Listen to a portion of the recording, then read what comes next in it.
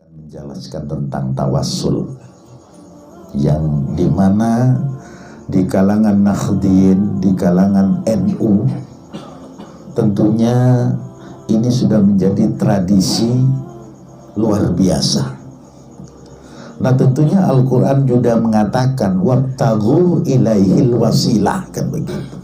Artinya kita dituntut untuk mencari wasilah, dituntut kita agar selalu berperantara. Ada orang berperantara dengan amalnya, ada orang berperantara dengan kebaikannya, ada berperantara dengan kebaikan orang-orang mulia dan sebagainya. Ini adalah perantara, dalam bahasa agama disebut tawassul, wasilah. Nah tentunya kita terbiasa, ini harus bolak-balik kita terangkan. Supaya apa? Supaya kita ini jelas, setiap mengamalkan dzikir tawassul ini menjadi satu kebiasaan. Sudah kita melakukan kebiasaan dan akhirnya menjadi hal yang luar biasa pada pribadi kita. Nah di sini ada kalimat liridhoillah. Nah pertama memang semua orang mencari ridho Allah. Apapun yang kita lakukan tidak lepas dari ridho Allah. Jangan sampai kita terlepas dari ridho Allah, karena apapun yang kita kerjakan, apapun yang kita lakukan, kalau tanpa ridho Allah itu akan sia-sia. Tanpa ridho Allah tidak akan ada maknanya, dan itu hanya adalah kekosongan yang kita dapatkan. Pertama, ridho Allah itu mutlak. Wa bisafaati Rasulillah, dan syafaat Rasulullah senantiasa kita harapkan. Karena apa? Pertolongan atau syafaatul udma nanti di akhirat juga yang berhak hanya Rasulullah. Kita pun di dunia ini ikut ajaran Rasulullah, makanya syafaat Rasulullah sangat kita butuhkan, sangat kita nantikan, baik saat ini ataupun hari kemudian nanti. Baru kemudian kita membaca Al-Fatihah. Setelah itu kita menghadiahkan Al-Fatihah. Al-Fatihah bi annallaha yusilu sobaha. Nah tidak ada kalimat ini, umumnya orang-orang langsung ke ila hadrati, tidak ada persoalan. Ini hanya persoalan teknis. Nah kalau kita lihat Al-Fatihah bi annallaha yusilu sobaha, ini untuk memperkuat keyakinan kita aja. Saya ajarkan kepada jamaah bagaimana hadiah ini supaya kuat. Kalau kita menghadiahkan misalnya ke seseorang, cukup nulis Syiah alamat Loluan Barat, mungkin oke. Tapi begitu nanti gang-gangnya semua dilengkapi, mungkin orang pos nyampaikan juga langsung. Artinya Al-Fatihah, bahwa Al-Fatihah bi annallaha, semoga Allah yusilu menyampaikan sawabaha, artinya sobah pahalanya Al-Fatihah. Nah artinya kita berharap agar Allah menyampaikan pahalanya Al-Fatihah kepada siapa? Kepada yang kita tuju. Pertama jelas Rasulullah Muhammad sallallahu alaihi wasallam, dengan bahasa kita ila hadrati sayyidina wa habibina wa safiina wa maulana Muhammadin. Nah ini pengagungan kepada kemuliaan Nabi. Ada kalimat sayyidina wa habibina wa syafiina wa maulana. Nah kalau yang lain tidak begitu, paling kalau Wahabi cukup kepada ila hadrati Muhammadin. Dia tidak kenal sayyidina, tidak kenal habibina, tidak kenal syafiina, dan tidak kenal maulana. Nah di sini kalau beda antara NU Muhammadiyah, ini ada persamaan kalau dalam hal ini. Ziyadatan fi syarafihi wa ului darajatihi, sebagai tambahan kemuliaannya dan sebagai untuk peninggi derajatnya. Karena derajatnya Rasulullah walaupun tidak kita fatihai tetap tinggi. Nah contoh presiden, walaupun orang itu menghina, dia juga tetap tinggi. Walaupun orang itu sekarang ngomong baik, dia juga tetap tinggi. Apalagi baginda Rasulullah Muhammad sallallahu alaihi wasallam. Nah, kemudian baru kepada wa ila jami' ikhwanihi, saudaranya para nabi, saudaranya Rasulullah, para nabi dari Adam sampai Isa. Wal mursalin, ini para rasul tentunya. Wal malaikatil muqarrabin, ini di kalangan kita juga ada beda pendapat, khilafiyah. Kalau kita ke malaikat gak perlu membaca Al-Fatihah, namanya malaikat gak butuh Fatihah kita. Itu memang benar, walaupun di YouTube ada begitu, tapi kita tidak dari segi itu. Saya lihat kiai-kiai yang memberikan ke saya nyebut juga malaikat, dia dapat gurunya malaikat. Saya tidak berbicara ke kiai yang tidak nyebut tentang malaikat, tapi saya sam'an wa ta'atan kepada kiai yang ngasih guru-guru saya ke atas, karena dia ngasih ada nyebut malaikatul muqarrabin, malaikat semua disebut. Nah di sini. Nah kalau sudah nyebut wal aulia, para wali-walinya Allah, begitu kita nyebut aulia, ini wali somo katut, wali pitu katut, wali siapapun katut. Begitu kita nyebut aulia, wali yang ada di dunia, katut kita doakan. Nah di sini. Begitu wasyuhada, nyebut syuhada berarti orang syahid yang meninggal karena perang, yang meninggal syahid dimanapun berada juga kena. Nah makanya ini sudah kiriman Fatihah kita menyebar. Wassolihin, wassolihin ini orang-orang soleh, termasuk para ulama, juga tergolong ulama-ulama baik yang kecil, yang deso, yang kuta atau kota, kalau bahasanya kan kuta, ini juga masuk semua. Wassahabati, sahabatnya Nabi semua masuk. Wattabi'in, pengikutnya sahabat, ini namanya tabi'in. Wal ulama, nah ulama secara khusus yang ilmunya mumpuni masuk. Wal musannifin, para pengarang kitab, ini juga masuk. Utamanya Sultanil Aulia Sayyidina Syekh Abdul Qadir Jailani.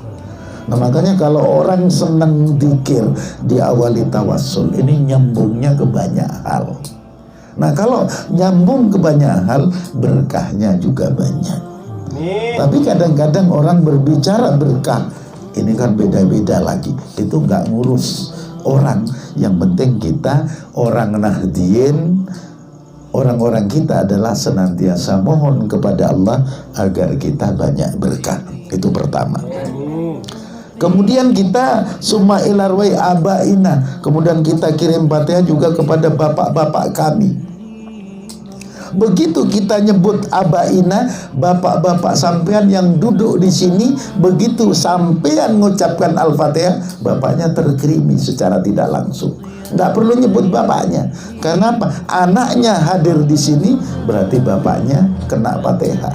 Nah di sini pentingnya kumpul-kumpul, orang tua kita yang masih hidup kena Fatihah, yang sudah meninggal juga kena Fatihah kita, nggak perlu nyebut. Begitu imamnya nyebut khususan ila arwahi abaina, bapak kita kena, karena jamak daripada abun. Abun atau abi itu bapakku, abaina bapak-bapak kami. Wa ummahatina, jamak daripada ummun. Nah kalau ummi ibu aku, tapi kalau ummahatina ibu-ibu kami. Nah begitu nyebut ibu-ibu kami, ibu kita yang sudah meninggal kena, bapak kita yang sudah meninggal kena. Ini kalau nyebut ummahatina khusus ibu, ibu kita kena. Wa masyaihina, dan guru-guru kami. Nah siapa yang punya guru, punya kiai di Jawa, punya kiai, guru-gurunya, gurunya, ini kena. Yang kiai-kiai besar. Wa masyayihina, dan gurunya guru kami, ini kena juga. Wa asatidina, jamak daripada ustad kami yang ngajar-ngajar kita, ini kena juga. Nah coba kalau ini dari tawassul aja sudah berapa orang yang kita doakan. Wa muallimina, ini orang yang ngajar, mungkin ngajarnya bisa sebentar, bisa lama, yang ngajar, sekedar ngajar, ini kena juga.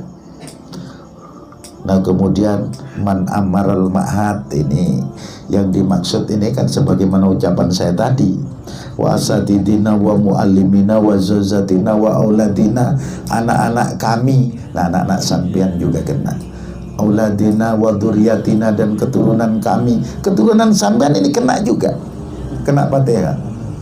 Wa dzurriyyatina wa talamidina, dan juga murid-murid kami termasuk murid santri pondok, murid yang di luar yang sudah tamat, atau murid istilahnya murid Jumatan atau murid mingguan juga kena. Nah ini hebatnya sampai jalur, sampai man amaral ma'had, Thariqul Mahmud, orang yang ikut memakmurkan, hanya datang duduk meramaikan, ikut istighosah kena. Waman allama wa ta'allama fiha, orang yang belajar, orang yang ngajar di dalamnya kena juga Fatihah. Wal mutabaddilina alaiha, orang-orang yang ikut berjuang di pondok juga kena Fatihah. Tiap orang baca Al-Fatihah. Wal qaimina bi umuriha, dan orang yang jadi pengurus pesantren juga kena Al-Fatihah. Sabiqon, yang terdahulu, walahikon, dan yang terakhir, baik yang hidup atau yang sudah mati, ini kena. Nah ini tentunya, nah ini adalah satu gambaran bahwa kita kirim Fatihah kepada orang-orang mulia, kepada orang-orang berjuang yang nyambung, saling sambung. Apakah bisa nyambung kalau kirim Fatihah? Itu kata akal kita tidak nyambung. Tapi sekarang logika dunia modern mengatakan, wong kita kirim pulsa nyambung, kita kirim gambar nyambung, apalagi kirim yang mengirimkan ini adalah Allah. Nah karena apa? Karena kita tadi mohon kepada Allah agar dikirimkan. Sedangkan HP adalah bikinan orang Cina, bisa ngirim gambar, bisa ngirim foto. Masa dengan kiriman Allah menuju alam sana kita tidak percaya? Nah di sini, nah tentunya lebih hebat Allah. Kemudian kita mengucapkan juga kepada arwahnya orang muslim, laki perempuan, mukmin laki perempuan, kita kirimi. Nah makanya kalau orang Islam, kita doakan dia nyala kadang-kadang kepada kita, berbuat keliru, kita juga tetap kirimi.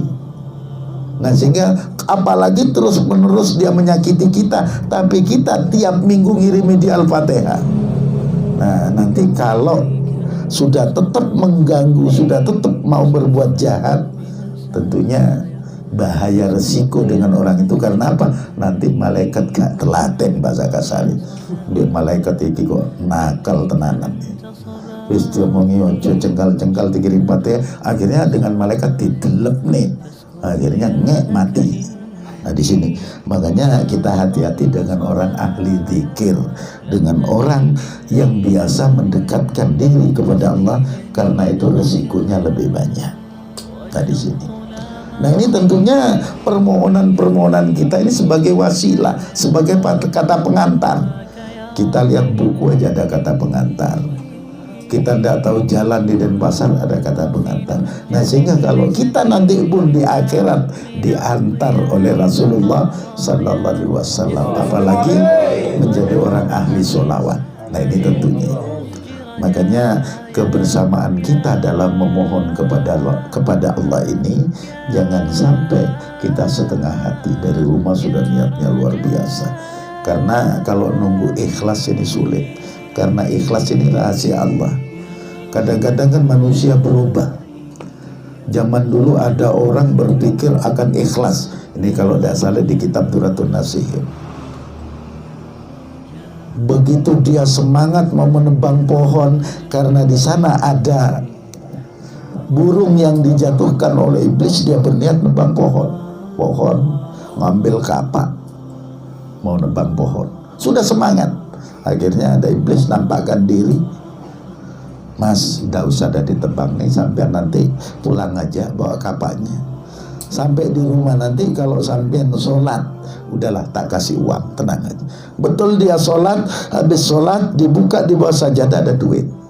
Yang kedua besoknya lagi sholat ada duit. Yang ketiga nggak ada duit.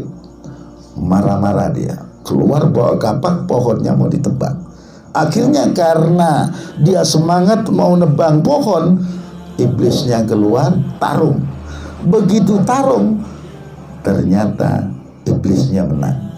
Nah, nanya si bapak itu, loh, sampean kalau kemarin awalnya kok nolak saya? Karena saya pasti kalah. Karena apa? Sampean mau nebang pohon, hatimu ikhlas karena Allah.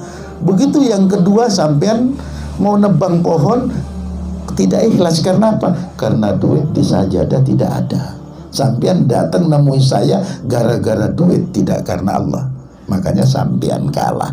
Nah, makanya kalau orang ikut dzikir lama-lama karena tidak ikhlas, pelan-pelan mundur, teratur hilang, itu karena faktor niat. Tapi kalau niatnya karena Allah, insya Allah tidak. Makanya niat ini didahulukan karena Allah. Masalah dampaknya nanti berkah ke usaha, berkah ke rezeki, itu nomor 2-nya. Kalau niatnya sudah karena Allah, Allah akan memberi berkah, itu mutlak karena kekuasaan Allah. Tapi kalau niatnya aku milu dzikir itu ben aku laris daganganku, ben aku cepet sugih. Nah, begitu sugih lupa. Gak milu witan, enggak, wis aku saiki mari. Nah, wis sugih. Nah, di sini ini perubahannya hati manusia. Tapi kalau karena Allah tidak ada persoalan.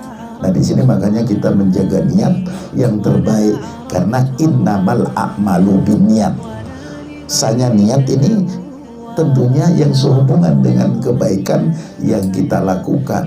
Jangan disalahgunakan. Saya niat mau mencuri untuk kebaikan, tetap keliru, karena niat ini intinya adalah untuk kebaikan. Maka kita tata yang terbaik.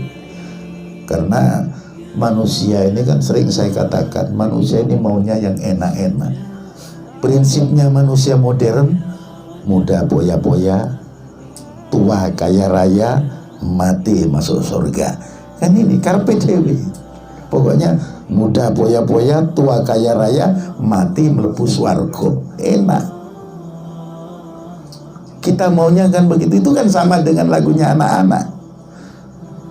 Karena ngelihat bapaknya selalu santai tenang di rumah, bapak ibunya, anaknya bikin lagu. Satu-satu bapak tutup pintu, katanya. Dua-dua ibu buka baju. Tiga-tiga aku tidak tahu. 1, 2, 3 punya adik baru. Karena kakek nganggur musim Covid ini. Nah, ini tentunya.